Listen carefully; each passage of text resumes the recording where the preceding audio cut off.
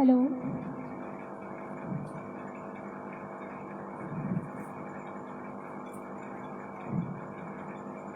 Hello.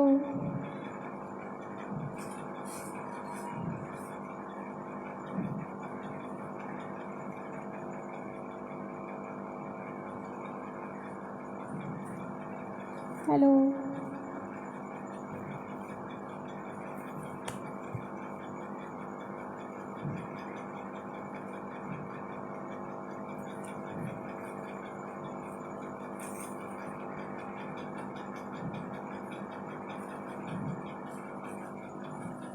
Hello. जी दादाजी प्रणाम।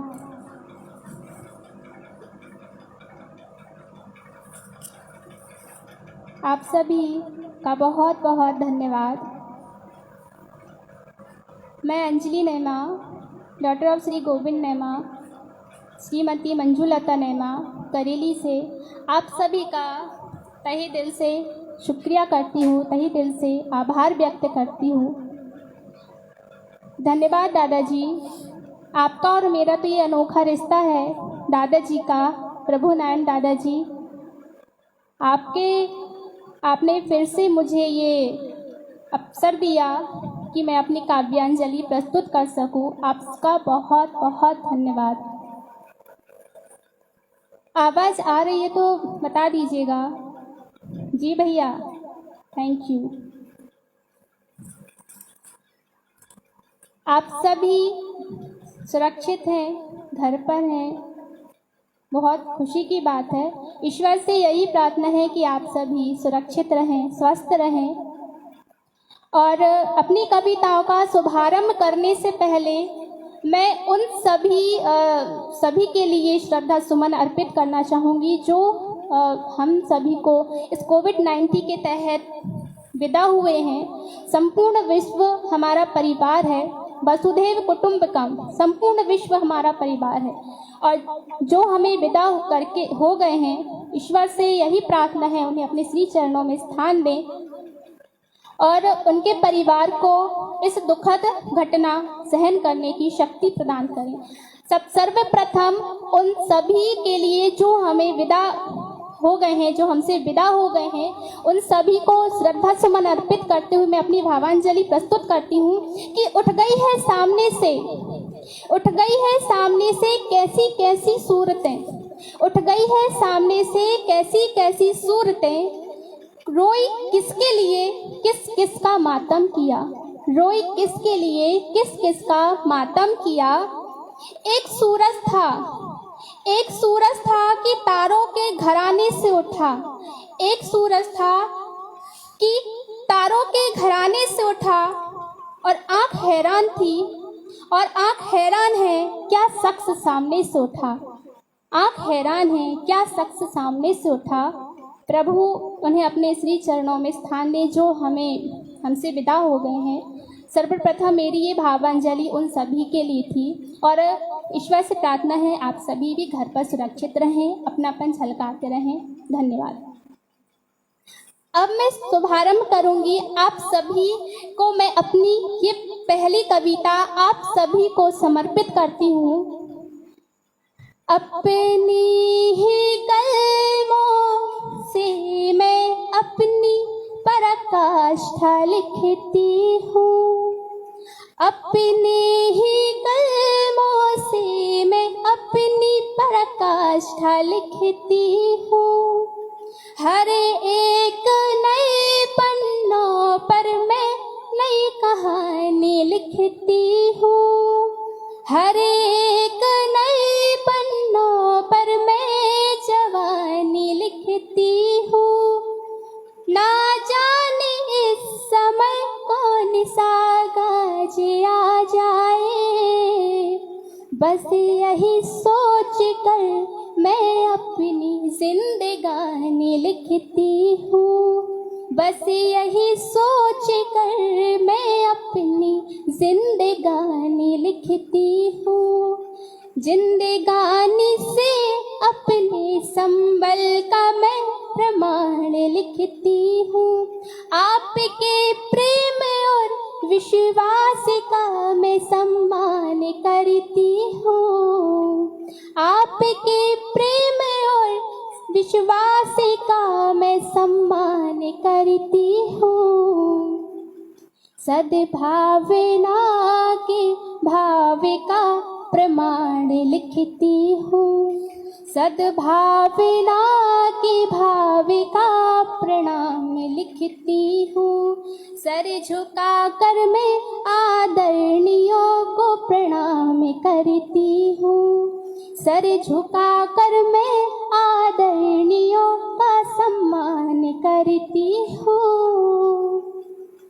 पहली कविता आप सभी को समर्पित थी। विश्वास है आप सभी ने इसे हृदयंगम जरूर किया होगा। अपना आशीर्वाद यूं ही बनाए रखिए।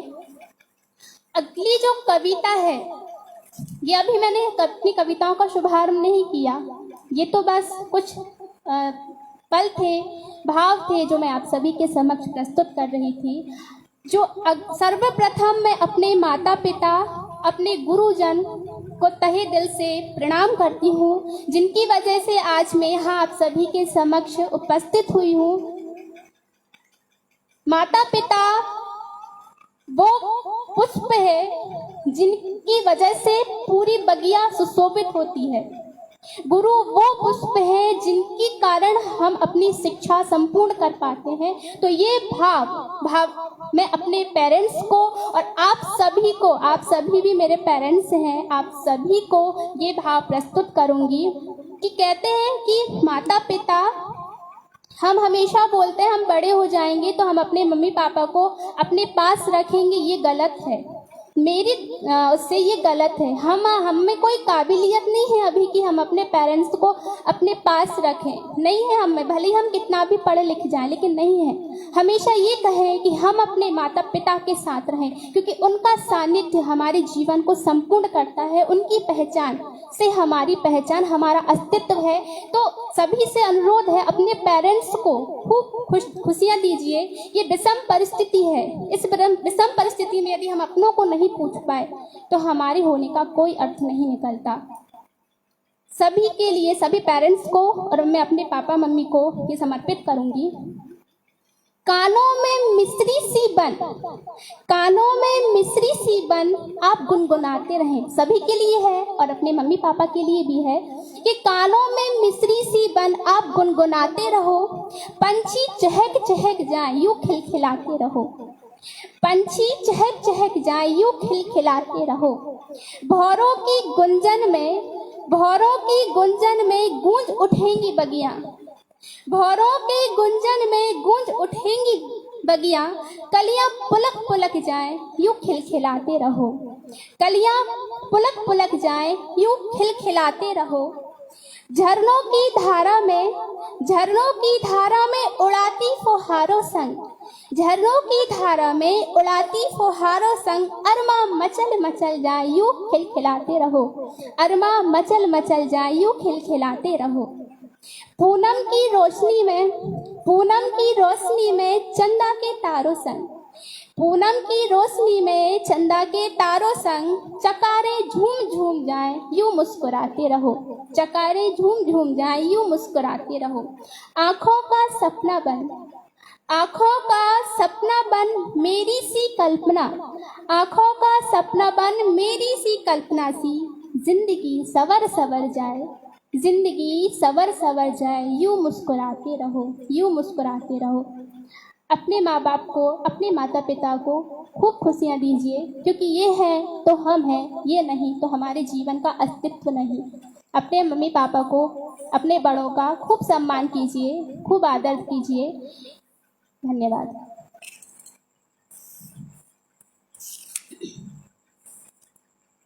धन्यवाद दादाजी, सभी का बहुत बहुत धन्यवाद। आपका आना और मेरा बोलना सार्थक हो जाए, बस यही रहे, आप सभी का आशीर्वाद यूं ही बना रहे। अगली कविता, अब मैं अपनी कविताओं का शुभारंभ करूंगी।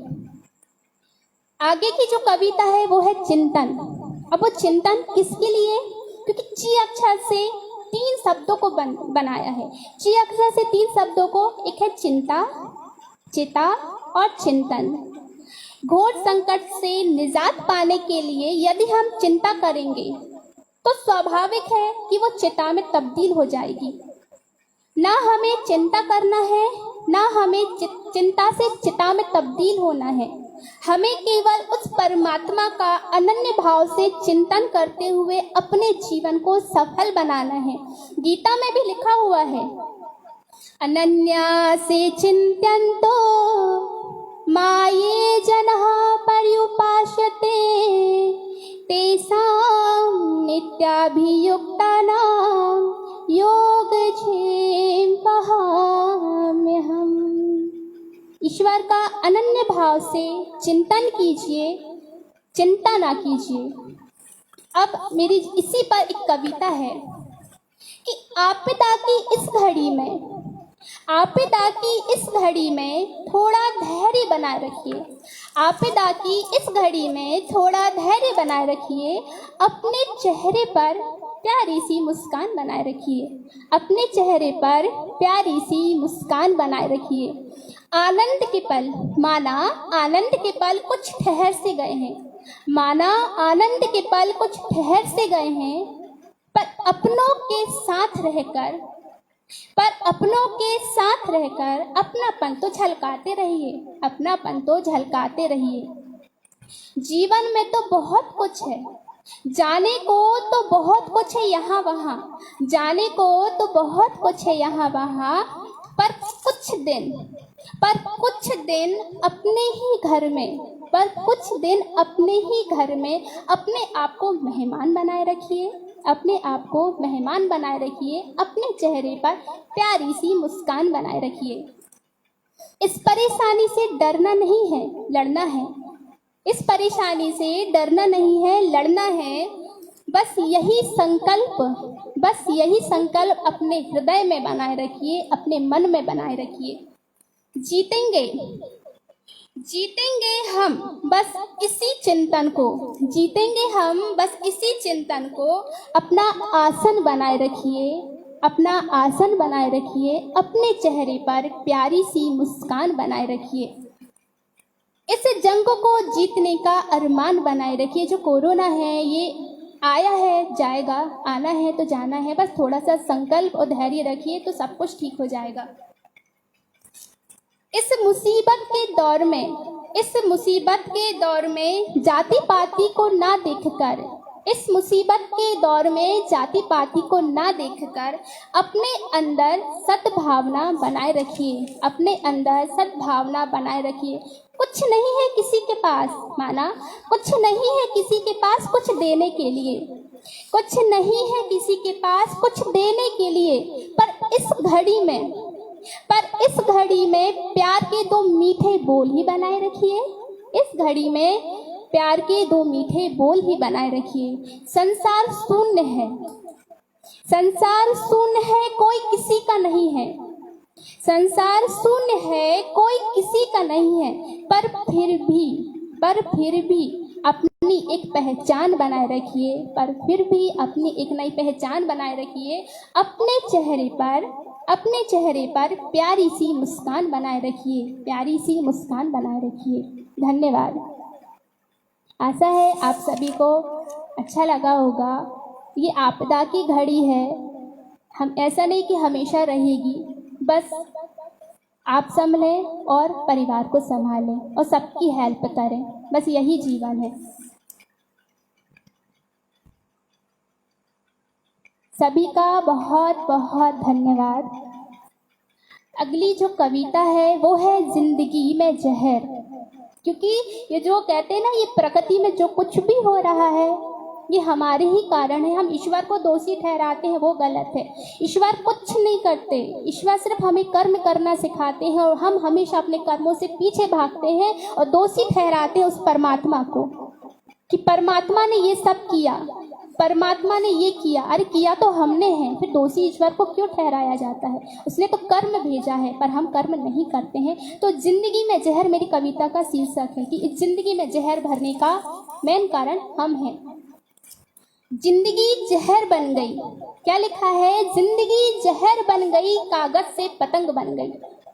जिंदगी जहर बन गई, कागज से पतंग बन गई, डोर कच्ची टूट जाए कब, डोर कच्ची टूट जाए कब, जीने से भी लगता है डर, डोर कच्ची टूट जाए कब, जीने से भी लगता है डर, जहर घुला है वातावरण में, जहर घुला है वातावरण में, सांस लेना भी दूभर हुआ है। सांस क्यों? क्योंकि आज हम सिलेंडर उस पर निर्भर हैं। ईश्वर की दिया हुआ ऑक्सीजन तो हमने खत्म कर दिया ना, पेड़ों को काट के। वृक्षारोपण कहाँ किया है, पर एक के करने से कुछ नहीं होता।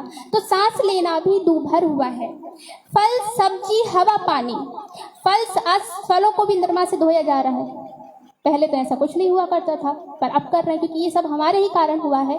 तो फल सब्जी हवा पानी, शुद्धता में हो रही बेईमानी। पहले गायों को, बैलों को मैंने देखा है कि उनके मुंह में पट्टा बांध दिया जाता था और उनको मतलब खदेड़ा जाता था, और आज वो स्वतंत्रता से बाहर घूम रहे हैं और हम घर पर रहकर पट्टा बांध के बैठे हुए हैं। क्यों? ये सब हमारे ही कारण है। सब कुछ हमने किया, फिर दोषी ईश्वर को नहीं ठहराना है। तो फल सब्जी हवा पानी, शुद्धता में हो रही बेईमानी। वातावरण से किया खिलवाड़ है, वातावरण से किया खिलवाड़ है, पेड़ और पानी सब लाचार हैं, पेड़ और पानी सब लाचार हैं। पेड़ों को काटा, पानी को सुखाया है, हमने ही सब कुछ किया है, ईश्वर ने नहीं किया। पेड़ों को काटा, पानी को सुखाया है, जनसंख्या का भार हमने ही तो करा है, जनसंख्या का भार हमने ही तो बनाया है। जनसंख्या का भार हमने बनाया और दोषी ठहराते हैं इस परमात्मा को, गलत है। पेड़ों को काटा, पानी को सुखाया है, जनसंख्या का भार हमने ही तो उठाया है। एक दिन सब कुछ खत्म हो जाएगा, एक दिन सब कुछ खत्म हो जाएगा और मनुष्य अपनी गलती पर भी नहीं पछता पाएगा। एक दिन सब कुछ खत्म हो जाएगा और मनुष्य अपनी गलती पर नहीं पछता पाएगा। क्यों? क्योंकि ये सब कुछ हमने किया है, सब कुछ हमने किया है, कर्म थोड़ी किया है, हमने सब कुछ किया है। पेड़ों को काटा, पानी को सुखाया, सब कुछ हमने किया, फिर दोषी परमात्मा को ठहराना गलत है। वो तो सबको एक नज़रिए से देखते हैं ना, ये सब गलत है। तो हमने जो गलतियां की हैं, बस उसकी क्षमा याचना मांगना है ईश्वर से कि प्रभु जो गलती हुई है उसको क्षमा करें और इस विश्व में जो अशांति फैली हुई है उसको शांत करें। धन्यवाद। धन्यवाद दादाजी, चाचा जी, भैया, दीदी जी, सभी को बहुत बहुत धन्यवाद। अगली कविता का शीर्षक है आत्मीयता। आत्मीयता क्यों? इसका एक कारण है। आत्मीयता अर्थात होती है अपनापन। आत्मीयता मतलब होती है अपनेपन की अनुभूति, अपनेपन का एहसास। प्राचीन समय में मनुष्य में स्नेह बहुत अधिक होता था। पुराने समय में बहुत अधिक स्नेह पाया जाता था, परंतु वर्तमान में, प्रेजेंट में सरलता की और स्नेह की बहुत कमी है। सब दिखावटी है, स्नेह दिखावटी है, सहजता तो पाई नहीं जाती, यहाँ तहाँ कहीं नहीं। सब स्वार्थपन में छिप गया है, सब स्वार्थी हो चुके हैं संसार में, जितने सब स्वार्थी। सरलता की कमी और स्नेह में दिखावटीपन आ गया है।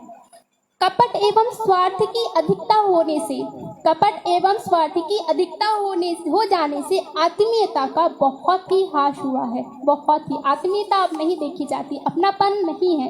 तो उस अपनापन के लिए मैंने लिखा है। सर्वप्रथम मैं आप सभी को बताना चाहूंगी कि रामायण में, अयोध्या कांड में भी आत्मीयता का बहुत ही सहज स्वाद में, बहुत सहज तरीके से बताया गया है। राम, भगवान श्री राम को केवट की आत्मीयता देखने को मिली। वो तो केवट थे ना, फिर उन्हें प्रभु को कैसे समझ लिया? हम तो इंसान को नहीं समझ पाते हैं, तो उन्हें ईश्वर को एक नजरिए से परख लिया कि क्या लिखा गया है। मैं आप सभी को बताऊंगी। तुलसीकृत रामायण अयोध्या कांड में लिखा है, सुनी केवट के प्रेम लपेटे अटपटे, विहसी करुणैन चितई जानकी लखन जाने की लखन तने। यमुना तीर पर भी निवासियों की आत्मीयता, वनवासियों की आत्मीयता आप सभी को सुनाऊंगी। अति आनंद, अति आनंद उमग अनुरागा, चरण सरोज पखारन लागा, चरण सरोज पखारन लागा। रामचरित्र मानस में भी आत्मीयता झलकती है, पर हम मनुष्य नहीं कर सकते, तो उस पर कविता लिखी है कि आत्मीयता का सहज स्वाद, आत्मीयता का सहज स्वाद जिसे मिला वही जाने, आत्मीयता का सहज स्वाद जिसे मिला वही जाने। जीवन की कठिन राहों में, जीवन की कठिन राहों में जो गुजरा वही जाने, जो गुजरा वही जाने।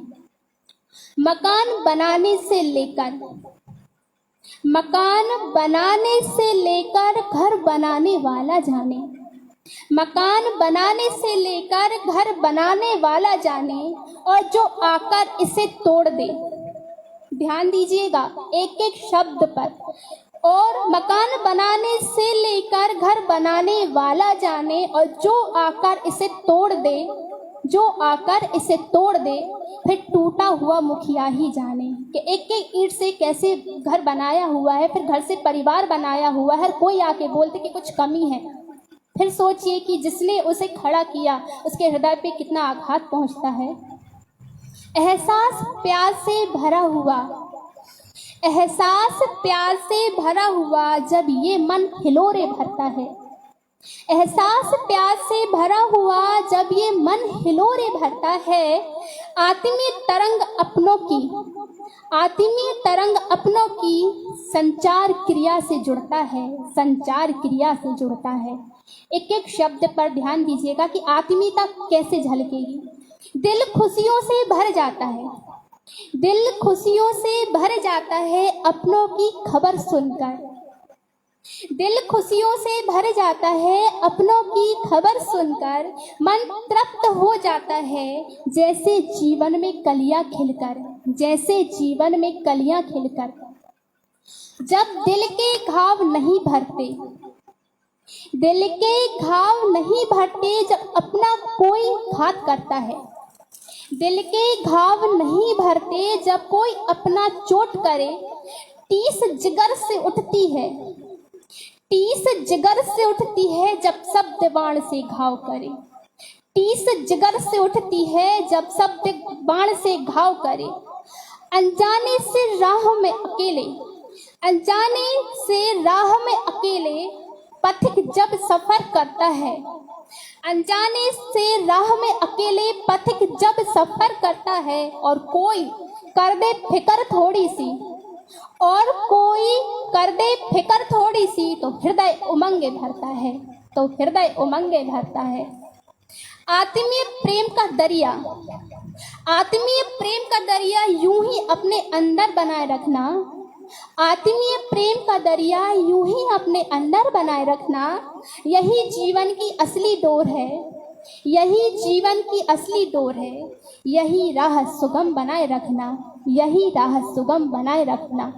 आत्मीयता बहुत जरूरी है, दिखावटी नहीं, हृदय से होना चाहिए। जो कुछ भी है वो हृदय से होना चाहिए, साफ, दिखावटी नहीं। हर एक व्यक्ति यदि ऐसी आत्मीयता और अपनेपन का भाव रखे तो विश्व में समस्त अशांति विलोप हो जाए, विश्व में समस्त अशांति विलोप हो जाए, और चहुं दिशा में, और चहुं दिशा में सुख शांति का सागर उमड़ जाए। यही हमारा सनातन धर्म है, यही हमारा कर्तव्य है कि हम दिखावटी नहीं, जो कुछ भी है हृदय से करें। ना अपना है ना पराया है, कोई नहीं इस संसार में, सब अपने हैं। वसुदेव कुटुंबकम, संपूर्ण परिवार हमारा है। और लिखा भी गया है कि आयम मम परो वेति, आयम मम परो वेति गणनाहि लघु चेतसा, आयम मम परो वेत्ति गण नाही लघु चेतसा उदार चरिता नाम वसुधैव कुटुंबकम। उदार चरिता नाम वसुधैव कुटुंबकम। संपूर्ण विश्व हमारा परिवार है, ना कोई अपना है ना ही कोई पराया है, सब अपने हैं। बस यही भाव यदि हमारे हृदय में रहे तो आत्मीयता हृदय से झलकती है। बस अपनापन बनाए रखिए, दिखावटी मत कीजिए, किसी से नहीं, खुद से भी नहीं और किसी से भी नहीं। धन्यवाद भैया। चाचा जी, नितिन चाचा जी, आपका बहुत बहुत धन्यवाद।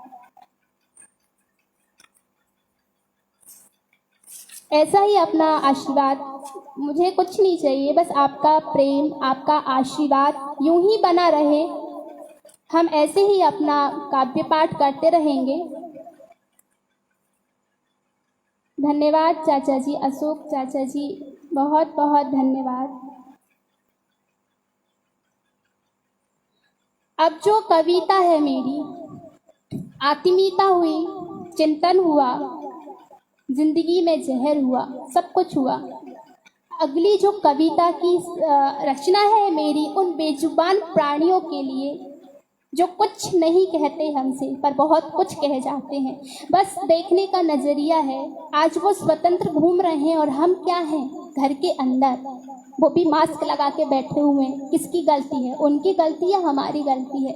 हमने देखा है कि हम अपना पूरा जूठा धोन धान जो कुछ भी रहता है उन प्राणियों को दे देते हैं, जो बेचारे हमारे घर के बाहर एक आस लिए रहते हैं। क्यों?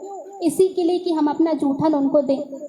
नहीं, इसके लिए नहीं। वो भी एक प्रेम पाने के लिए हमारे दर पे खड़े रहते हैं और हम उन्हें ऐसे ही नकार देते हैं। ये बहुत गलत है, नहीं करना चाहिए। उनमें भी कहते हैं ना कि गाय में ईश्वर का वास होता है, तो क्या देखते हैं? मानते बस हैं पर देखते कहाँ हैं? हम नहीं देखते। तो उन्हीं बेजुबान प्राणियों के लिए मैंने एक चंद कविता लिखी, चंद लाइन लिखी है कि ये जानवर बहुत बेजुबान होते हैं, ये जानवर बहुत बेजुबान होते हैं, पर ये भी तो बहुत कुछ कह जाते हैं। ये जानवर बहुत बेजुबान होते हैं पर बहुत कुछ कह जाते हैं। जीवन को एक नई दिशा, जीवन को एक नई दिशा यही तो दिखला जाते हैं। जीवन को नई दिशा यही तो दिखला जाते हैं। उनकी आंखों में चमक सी होती है, बस देखिए वो कितने प्रेम से हमारी तरफ निहारते हैं और हम नहीं, हमारे अंदर वो है ही नहीं ना, हम उन्हें कैसे देखते हैं? वो कितने प्यार से हमारी तरफ निहारते हैं कि कुछ अन्न का दाना या कुछ प्रेम, बस उनके सिर पे यदि हम हाथ भी फेर देना तो वो बहुत खुश हो जाते हैं। तो उनकी आंखों में एक चमक सी होती है, उनके हृदय में भी संवेदनाएं सी होती हैं। ये कुछ कहते नहीं हैं, ये कुछ कहते नहीं हैं पर फिर भी बहुत कुछ सिखा जाते हैं। ये कुछ कहते नहीं हैं फिर भी बहुत कुछ सिखा जाते हैं। और हम जुबानी होते हुए भी कुछ नहीं समझ पाते हैं। हम जुबानी होते हुए भी कुछ नहीं समझ पाते हैं। ये प्राणी बहुत बेजुबान होते हैं पर ये भी बहुत कुछ कह जाते हैं, ये भी बहुत कुछ कह जाते हैं। नेह वस्त्र, ध्यान दीजिएगा, नेह वस्त्र होते हुए भी संपूर्ण प्रकृति को अपने अंदर समेटे रहते हैं। नेह वस्त्र होते हुए भी संपूर्ण प्रकृति को अपने अंदर समाये रहते हैं। कभी ठिठुरते हैं तो कभी घबराए से रहते हैं। कभी ठिठुरते हैं तो कभी घबराए से रहते हैं। ये रोए तो हम समझते हैं कुछ अशुभ होने वाला है। ये रोए तो हम समझते हैं कुछ अशुभ होने वाला है, परंतु इनके रोने के एहसास को हम क्यों नहीं समझ पाते हैं? इनके रोने के एहसास को हम क्यों नहीं समझ पाते हैं? ये प्राणी बहुत बेजुबान होते हैं पर फिर भी बहुत कुछ सिखा जाते हैं, बहुत कुछ बता जाते हैं। हम जुबानी होते हुए भी इनके दर्द को क्यों नहीं समझ पाते हैं? ना इनका घर है ना इनका द्वार है, ना इनका घर है ना इनका द्वार है, पर फिर भी पर फिर भी किसी के घर में पहरेदारी किए रहते हैं, अपनी भूख मिटाने के लिए घर के बाहर एक आस लिए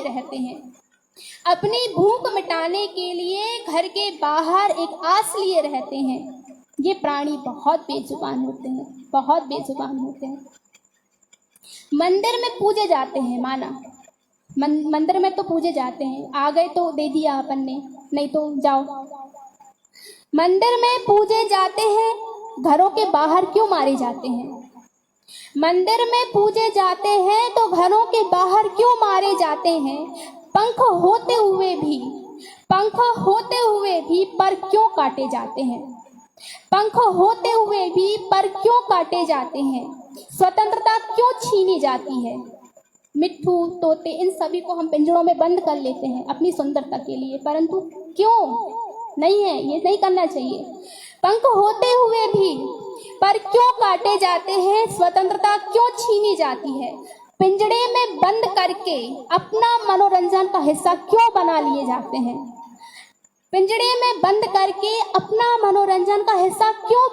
जाते हैं? हम इनके दर्द को क्यों नहीं समझ पाते हैं? इंसानियत को क्यों अपने स्वार्थपन में अपनी इंसानियत को खोते जाते हैं? हम इनके दर्द को क्यों नहीं समझ पाते हैं? ये प्राणी बहुत बेजुबान होते हैं, पर हम इनके दर्द को क्यों नहीं समझ पाते हैं? ये आस लिए हमारे घर के बाहर खड़े रहते हैं, बस कुछ नहीं देना उनको, यदि नहीं देना है, नहीं है हमारे पास, तो प्यार से हाथ फेर दीजिए ना उनके ऊपर। वो स्वार्थी नहीं है जितना हम हैं, वो स्वार्थपन के लिए नहीं आते, वो तो उल्टा हमें आशीर्वाद देते हैं कि आप सुखी रहो, स्वस्थ रहो, पर हम नहीं समझ पाते, हमारे पास वो हृदय नहीं है कि हम उनकी भावनाओं को समझ पाएं। ये तो रामचरितमानस में भी लिखा है कि भगवान ने भी अपने सवालों के उत्तर, ईश्वर जब प्रकृति से पूछ सकते हैं तो हम क्यों नहीं पूछ सकते? जब भगवान अपने सवालों के उत्तर प्रकृति से पूछे तो उनको भी उस प्रकृति से बल प्राप्त हुआ। ये प्रकृति ही तो है, हमारे आसपास जो भ्रमण करती है हमारी प्रकृति है, पर हम नहीं समझ पाते। हम इस प्रकृति को क्यों नहीं समझ पाते? जब प्रभु श्री राम समझ गए, हम इंसान इतने स्वार्थी कैसे हो गए? तुलसीकृत रामायण में लिखा है कि जब भगवान श्री राम अपनी पत्नी भार्या माँ सीता का जब हरण रावण ने कर लिया था, तब इन्होंने इस प्रकृति से ही अपनी माँ सीता का पता पूछा था और इस प्रकृति ने ही माँ सीता का पता बतलाया था। चंद आप सभी के समक्ष प्रस्तुत करूंगी कि तुलसीकृत रामायण में भगवान श्री राम ने किस तरीके से उस प्रकृति से सवाल किए और उस प्रकृति ने क्या आंसर दिया, सुनिएगा। हे खग मृग हे खग मृग हे मधुकर श्रेणी, तुम्हां देखी सीता मृग नैनी, खंजन सुख कपोल मृग मीना, मधुप निकर कोकिला प्रवीणा, मधुप कोकिला प्रवीणा, कुंद कली दाड़िम दामिनी, कमल सरत शशि अहि भामिनी, बरुन पास मनु धनु हंसा, गज की हरि निज सुनत प्रशंसा, गज की हरि सुनत प्रशंसा। सियावर रामचंद्र की जय। भगवान श्री राम जब इस प्रकृति से अपने सवाल पूछ सकते हैं तो हम एक बार सच्चे हृदय से यदि इन प्रकृति से सवाल करें तो वो अपनी वेदना बताए कि हमने उनके साथ क्या किया और वो हमें क्या प्रदान करते हैं। जय श्री राम, जय जय श्री राम।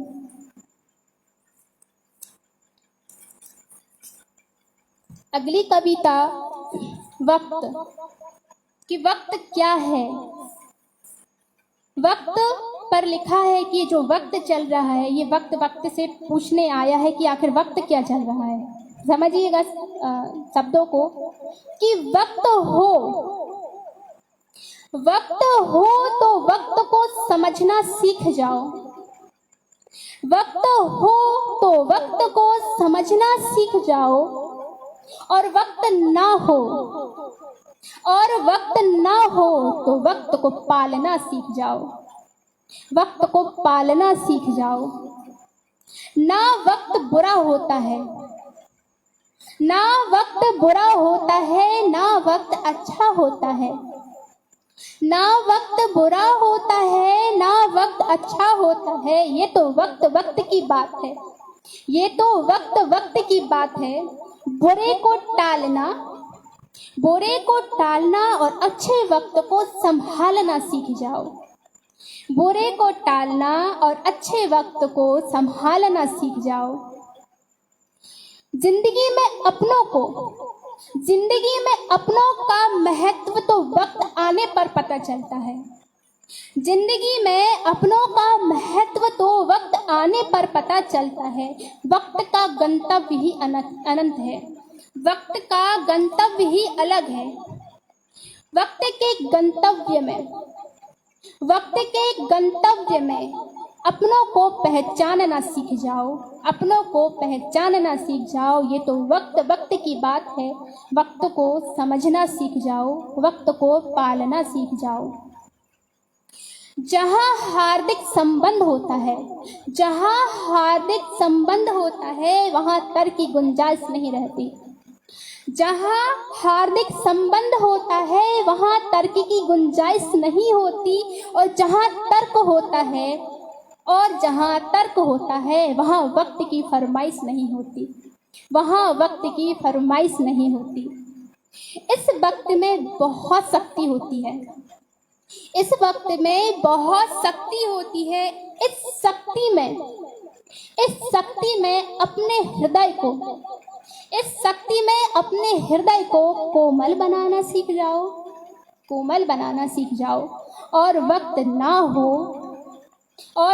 ना हो तो वक्त को पालना सीख जाओ। और वक्त हो तो वक्त को समझना सीख जाओ। ये वक्त है, वक्त की बात है।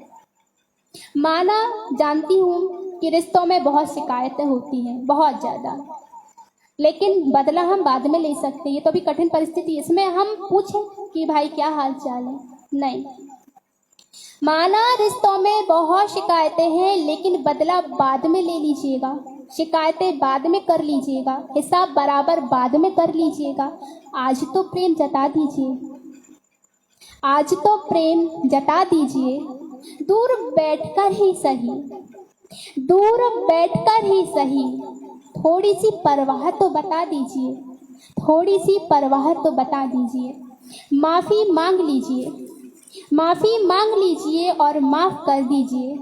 ध्यान दीजिएगा, मैं बहुत छोटी हूँ, ये शब्द इनका मैं महत्व नहीं समझती, पर फिर भी जो कह रही हूँ हृदय से आप सभी के समक्ष प्रस्तुत, क्योंकि आप बढ़े, आपसे शिक्षा लेकर तो हम आज इस काबिल हुए कि आपके समक्ष बोल पूरा आत्मविश्वास से। कुछ नहीं आता लेकिन कोशिश कर रही हूँ कि जो बोलने की कोशिश करी वो पूरा हृदय से आप सभी के समक्ष प्रस्तुत है कि माफ़ी मांग लीजिए, माफ़ कर दीजिए, संकोच मत कीजिए और कुछ कल पर मत टालिए। आज से अच्छा समय दूसरा नहीं है।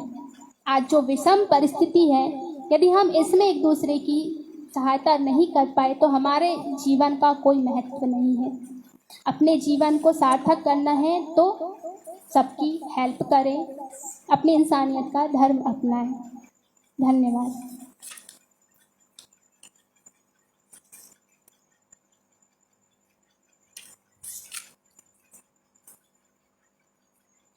सभी का बहुत बहुत धन्यवाद।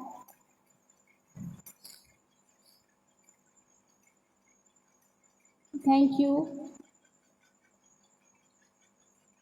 अगली जो मैंने गज़ल लिखने की कोशिश की है, आशा है आप सभी को अच्छी लगेगी। दुष्यंत जी की गज़ल है, उसमें से मैंने कुछ शब्दों को लिया है, आप सभी के सामने प्रस्तुत करने वाली हूँ। लिखने की कोशिश किए हैं। ये दुनिया नहीं, शीर्षक है दुनिया कि दुनिया क्या है। ये दुनिया नहीं किसी मयस्कर के लिए, ये दुनिया नहीं किसी मयस्कर के लिए, फिर भी कुछ सिमटा है, फिर भी कुछ सिमटा है इस जीवन के लिए, फिर भी कुछ सिमटा है इस जीवन के लिए। आज पत्थर भी पिघल रहे हैं, ये जो परिस्थिति है इसे देखकर पत्थर भी पिघल रहे हैं हमारी बेबसी को देखकर। आज पत्थर भी पिघल रहे हैं हमारी बेबसी को देखकर। चलो चले आज यहाँ, चलो चले आज यहाँ से जीवन भर के लिए, चलो चले आज यहाँ से जीवन भर के लिए। खुदा नहीं, खुदा नहीं, खुदा का डर ही सही, खुदा नहीं, खुदा का डर ही सही, खुद तो संभलेंगे ही, खुद तो संभलेंगे ही, दूसरों को भी संभाल लेंगे, खुद तो संभलेंगे ही, औरों को भी संभाल लेंगे। ना हो तो रोटी पानी से ही पेट भर लेंगे, ना हो रोटी तो पानी से ही पेट भर लेंगे। ये दुनिया नहीं अब किसी सफ़र के लिए, ये दुनिया नहीं अब किसी सफ़र के लिए। बेबस है पर लाचार नहीं, बेबस है पर लाचार नहीं, हिम्मत है पर टकरार नहीं, हिम्मत है पर टकरार नहीं। अब बस एक असर है, अब बस एक असर है खुदा के एक आगाज़ के लिए, अब बस एक असर है खुदा के एक आगाज़ के लिए। फिर भी कुछ सिमटा है इस जीवन के लिए, फिर भी कुछ सिमटा है इस जीवन के लिए। एक गज़ल लिखने की कोशिश की जो आप सभी के सामने मैंने प्रस्तुत किया कि आज के ज़माने में हम कितना पीछे रह गए, आगे हैं पर फिर भी पीछे रह गए। धन्यवाद नितिन चाचा जी।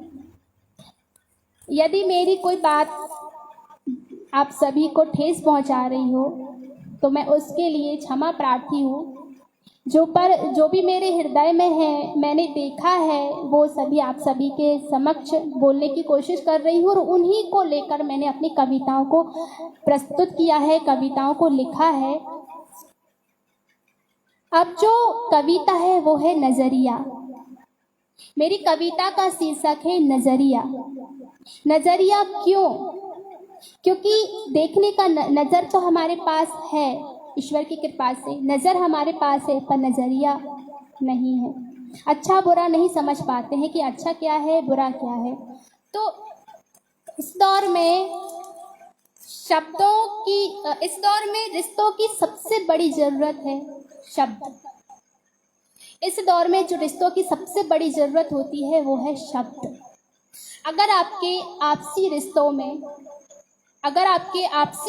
में संवाद कम हो गया है तो वहाँ शब्दों को भरिए, वहाँ शब्दों को भरिए।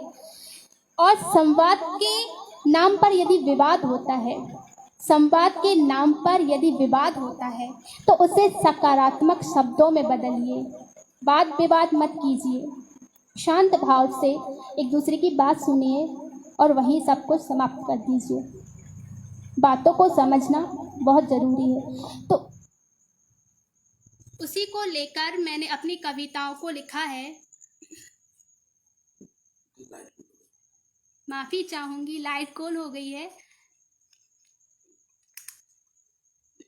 ब्लैक क्यों आ रहा है पापा? आप सभी से माफ़ी चाहूँगी, लाइट गोल हो गई, इस वजह से मैं नहीं कर पा रही हूँ।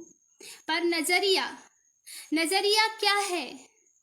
इस दुनिया को इतना सुंदर होना चाहिए, इस दुनिया को इतना सुंदर होना चाहिए कि वो दो हथेलियों जैसा, इस दुनिया को इतना सुंदर होना चाहिए कि वो दो हथेलियों जैसा कोई फपक कर रोए, कोई फपक कर रोए और वो हथेलियां, कोई फपक कर रोए और वो हथेलियां उस चेहरे को थाम ले, कोई फपक कर रोए और वो हथेलियां उस चेहरे को थाम ले।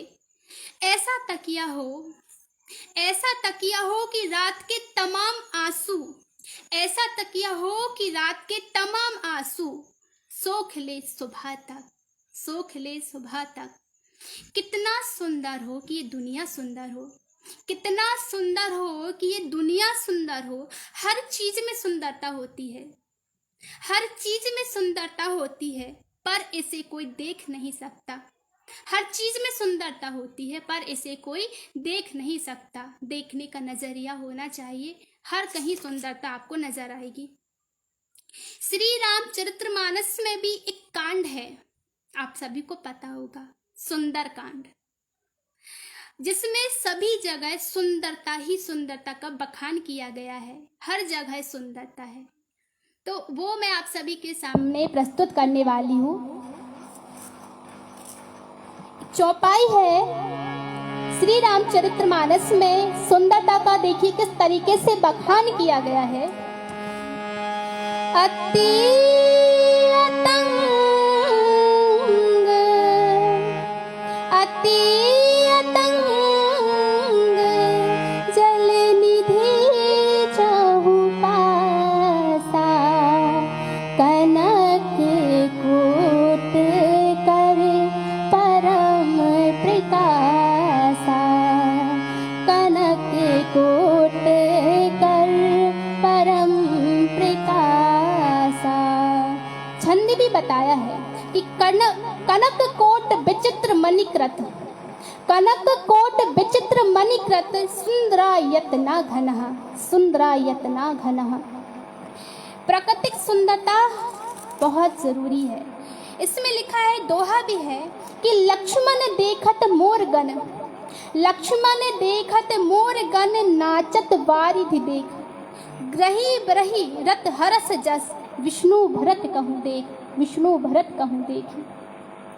इसमें हमारे मैथिली शरण गुप्त जी ने भी लिखा है, बहुत अच्छा लिखा है कि चारों चंद्र की चंचल किरणें, चारों चंद्र की चंचल किरणें खेल रही की जल थल में, स्वच्छ चांदनी बिछी हुई है, स्वच्छ चांदनी बिछी हुई है अवनी और अंबर तल में, अवनी और अंबर तल में। प्राकृतिक सुंदरता, नजरिया बहुत जरूरी है। अपना नजरिया सही रखें, सब जगह सब स्वच्छ चांदनी बिछी है, नजरिया सही रखेंगे तो हर जगह हमें सुंदरता नजर आएगी। अब मेरी जो आखिरी कविता है आप सभी के समक्ष करने वाली हूँ। जो कविता है उसका शीर्षक है अवतार।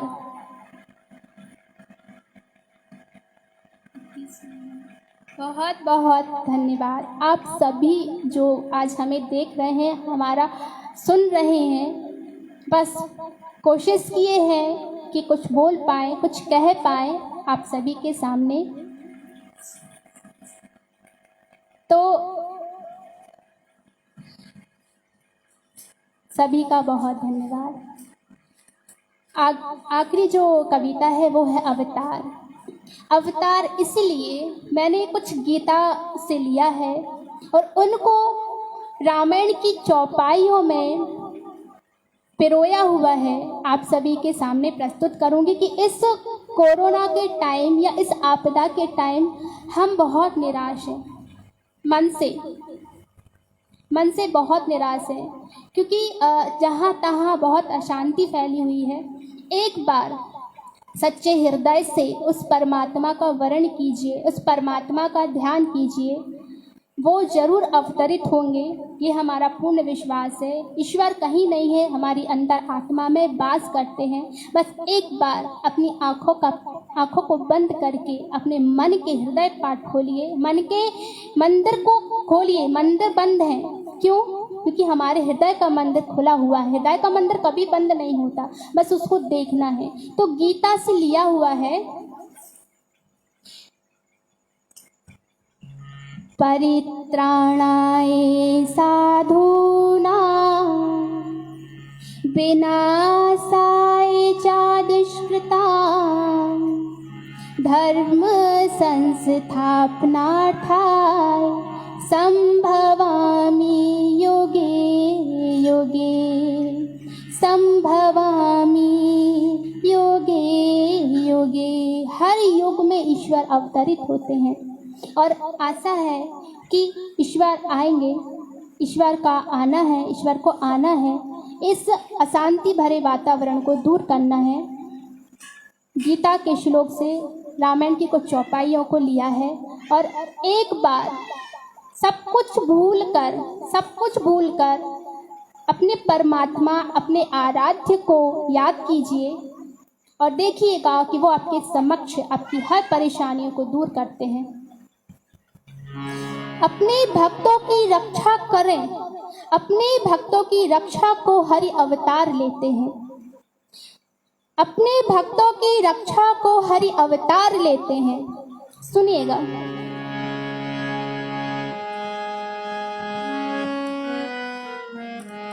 तब तब प्रभु धरि विविध शरीरा हरहि कृपा निधि सज्जन पीरा, हरहि कृपा निधि सज्जन पीरा।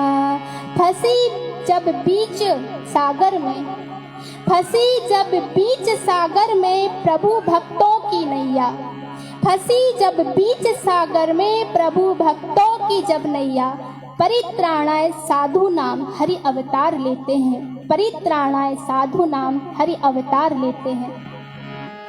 करहि अनीति जाई नहीं वरनी सिदहि विप्र धैनु सुर धरनी, सीदहि विप्र धैनु सुर धरनी। हुए जब पाप पृथ्वी पर, हुए जब पाप पृथ्वी पर, बढ़े जब बहुत ही पाखंडी, हुए जब पाप पृथ्वी पर, बढ़े जब बहुत ही पाखंडी, विनाशाय च दुष्कृताम प्रभु अवतार लेते हैं। विनाशाय च दुष्कृताम प्रभु अवतार लेते हैं। प्रभु अवतार लेते हैं, अपने भक्तों की रक्षा के लिए प्रभु अवतार लेते हैं। जब जब होई, जब जब होई धर्म की हानि, बाणहि असुर अधम अभिमानी, बाणहि असुर अधम अभिमानी। हुई जब धर्म की हानि, हुई जब धर्म की हानि, मनोवृत्ति हुई जब पापी, हुई जब धर्म की हानि, मनोवृत्ति हुई जब पापी, धर्म संस्थापनार्थाय प्रभु अवतार लेते हैं। धर्म संस्थापनार्थाय प्रभु अवतार लेते हैं। अपने भक्तों की रक्षा के लिए प्रभु अवतार लेते हैं। प्रभु अवतार लेते हैं। कलप कलप कलप कलप प्रति प्रभु अवतरहि, चारु चरित ना विधि करहि, चारु चरित ना विधि करहि। दिया है वचन गीता में, दिया है वचन गीता में, करेंगे नाथ जब पूरा, दिया है वचन गीता में, करेंगे नाथ वो पूरा। संभवामि युगे युगे, संभवामि युगे युगे, प्रभु अवतार लेते हैं। प्रभु अवतार लेते हैं, अपने भक्तों की रक्षा को प्रभु अवतार लेते हैं। हरि अवतारहि हरि अवतारे तुझे ही होई इत मिथ्या में कहीं जाने ना सोई इत मिथ्या कहीं जाने ना सोई। हुए जब बहुत ही पाखंडी हुए जब बहुत ही पाखंडी चलाएंगे धर्म जब अपना हुए जब बहुत ही पाखंडी चलाएंगे धर्म जब अपना सनातन धर्म की रक्षा के लिए प्रभु अवतार लेते हैं सनातन धर्म की रक्षा के लिए प्रभु अवतार लेते हैं अपने भक्तों की रक्षा को प्रभु अवतार लेते हैं प्रभु अवतार लेते हैं। कहाँ ही राम गुण गाथ भरद्वाज सादर सुनहु भव भंजन रघुनाथ भज तुलसी तजी मान मद विप्र धेनु सुर संत हित लीना मनुज अवतार निज इच्छा निर्मित तनु माया गुण गोपार तनु माया गुण गोपार। प्रभु अवतरे जरूर होंगे, ये विश्वास है कि भगवान जब इस पृथ्वी पर पाखंडी फैल जाता है अत्याचार हो जाता है तो प्रभु अवतरे जरूर होते हैं। बस इसी पूर्ण विश्वास से इसी आशा से मैं अपनी कविताओं को विराम देती हूँ। बस एक और यदि देखिए टाइम हो गया है पर एक और मैं आप सभी से कहना चाहूँगी, एक विनम्र अनुरोध है आप सभी से कि ईश्वर से प्रार्थना है कि भगवान सभी को सुरक्षित स्वस्थ रखें, घर पर रहें, सुरक्षित रहें, बाहर बेवजह ना निकलें, अपने ही घर पर रहें। और एक बार मेरी कविताएं हो गई हैं, मैंने अपनी कविताओं का पाठ किया, आशा है कि आप सभी को बहुत अच्छा लगा होगा। आप सभी ने इतना ध्यान से सुना, मुझे अच्छा लगा। आप सभी का आशीर्वाद बना, बहुत अच्छा लगा। आप सभी का दिल से तहे दिल से बहुत आभार। बस एक 5 मिनट का टाइम दीजिए, सिर्फ 5 मिनट मुझे आप सभी को उस दौर में ले जाना है जिस दौर में हम हमेशा रहा करते थे। आप सभी मेरे बड़े हैं, मेरे आदरणीय हैं, मेरे अपने हैं। आप सभी से एक प्रार्थना है, छोटी सी प्रार्थना है, अपने परिवार के साथ बैठकर अपने हृदय को टटोलिए और प्रभु का वर्ण कीजिए और मेरे साथ ये संकीर्तन दोहराइए।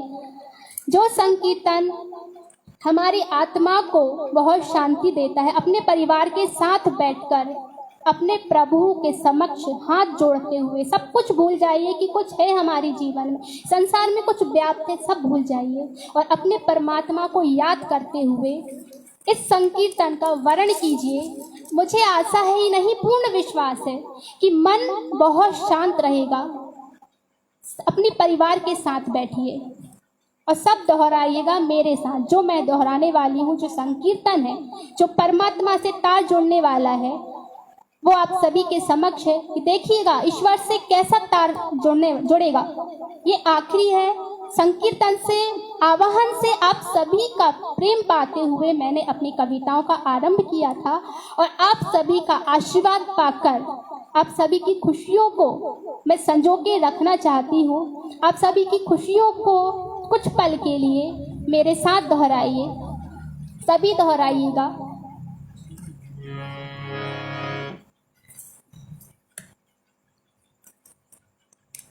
सिर्फ 5 मिनट का टाइम दीजिएगा।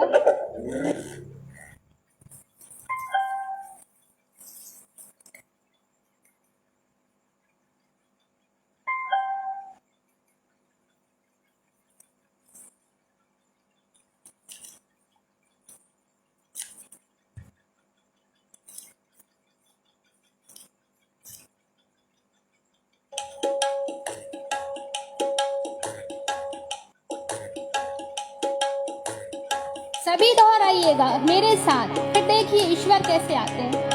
एक संकीर्तन है, सभी से विनम्र अनुरोध है, हाथ जोड़कर अपने परमात्मा का ध्यान कीजिए। रघुपति राघव राजा, राम पतित पावन सीताराम।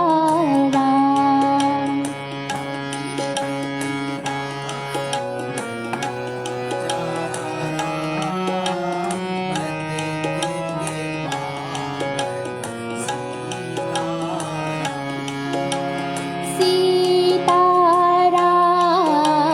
सीताराम, भजे प्यारे तू सीताराम।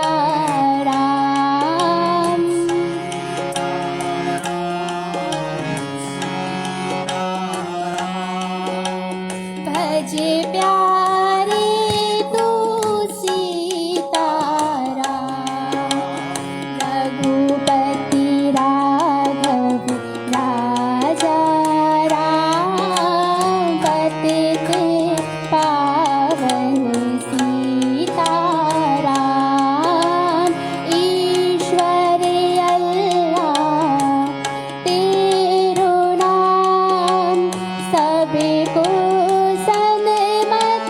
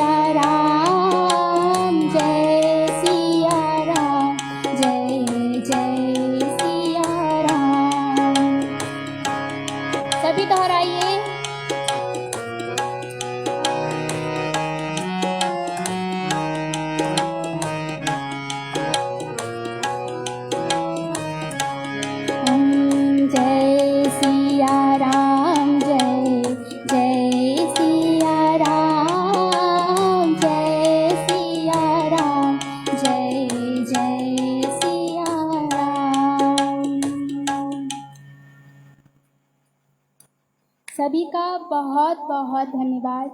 प्रभु श्री राम। जय जय श्री राम, जय जय श्री राम। आप सभी ने मेरा साथ दिया, इस संकीर्तन में मेरा साथ दिया। आप सभी का बहुत बहुत धन्यवाद। बस आप सभी का साथ मिला, बहुत अच्छा लगा। घर पर रहिए, सुरक्षित रहिएगा। ईश्वर से यही प्रार्थना है कि आप सभी अपना ध्यान रखें, अपने परिवार का ध्यान रखें और सबकी हेल्प करें, सबकी। अपनी कविताओं को विराम देते हुए आप सभी को मैं तहे दिल से धन्यवाद कहती हूँ। धन्यवाद। जय जय श्री राम।